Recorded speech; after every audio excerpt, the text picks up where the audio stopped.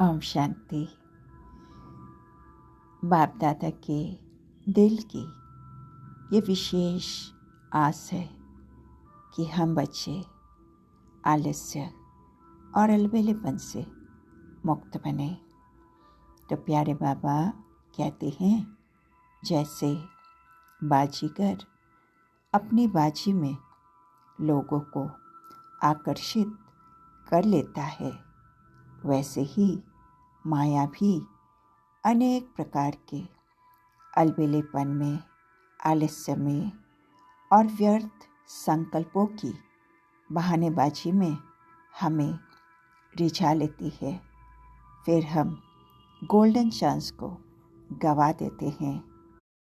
सहज प्राप्ति से अपने को वंचित कर देते हैं। हमारा फाउंडेशन कमज़ोर बन जाता है।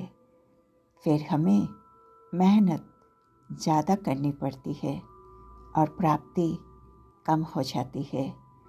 फिर चलते चलते थकावट का अनुभव करते हैं। चलते चलते दिल शिकस्त हो जाते हैं।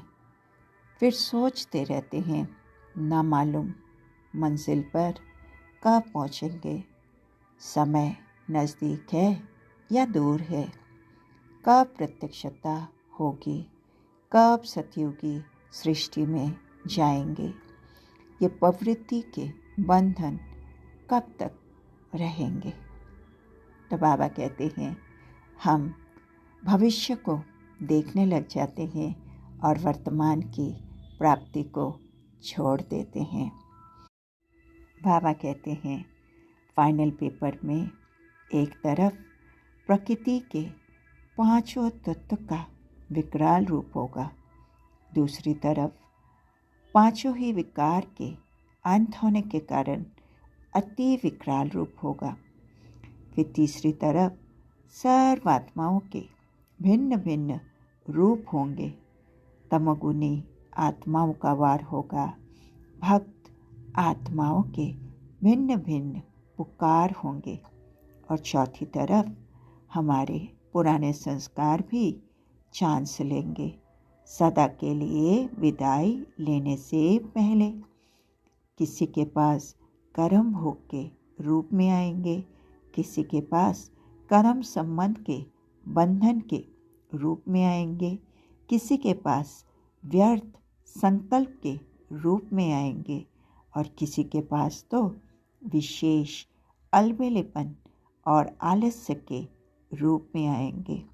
चारों तरफ हलचल का वातावरण होगा। राज्य सत्ता, धर्म सत्ता, विज्ञान सत्ता और अनेक प्रकार के बाहुबल सब अपनी सत्ताओं की हलचल में होंगे। तो ऐसे समय के लिए हमें फुल स्टॉप लगाने की शक्ति चाहिए। कोई भी क्वेश्चन मार्क सामने नहीं आना चाहिए। हमारे अंदर समेटने की शक्ति का अनुभव होते रहना चाहिए। देखते हुए भी नहीं देखना है, सुनते हुए भी नहीं सुनना है।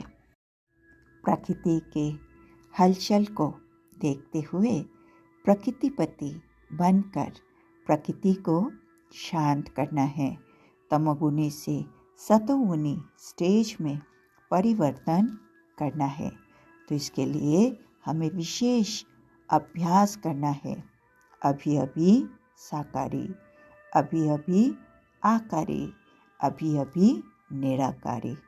ये विशेष अटेंशन हमें रखना है, क्योंकि हम विश्व कल्याणकारी आत्माएं हैं, विश्व के आधार मूर्त है। हमारा जरा भी अलबेलापन विश्व को अलबेला बना देगा। इसलिए हमें विशेष अटेंशन रखना है। प्यारे बाबा कहते हैं, मैं ठीक हूँ।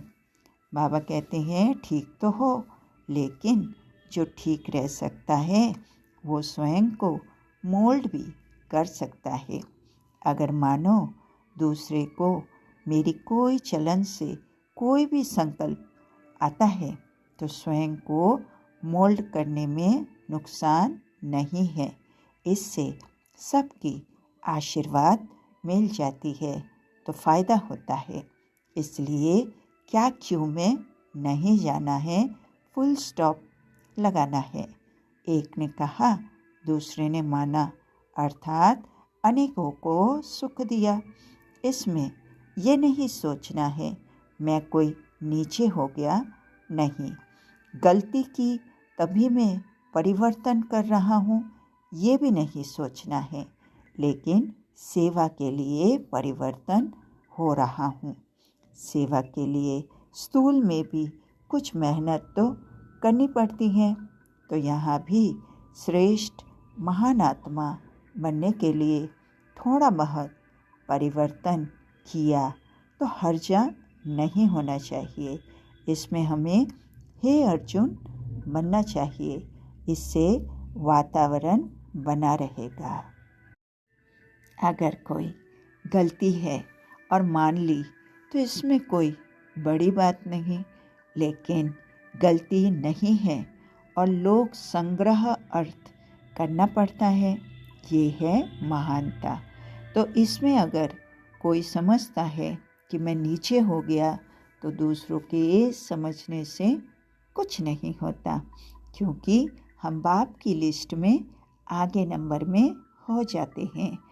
तो बाबा कहते हैं ऐसी भाषा हमें यूज़ नहीं करनी चाहिए कि कहाँ तक दबेंगे, कहाँ तक मरेंगे, कब तक सहन करेंगे।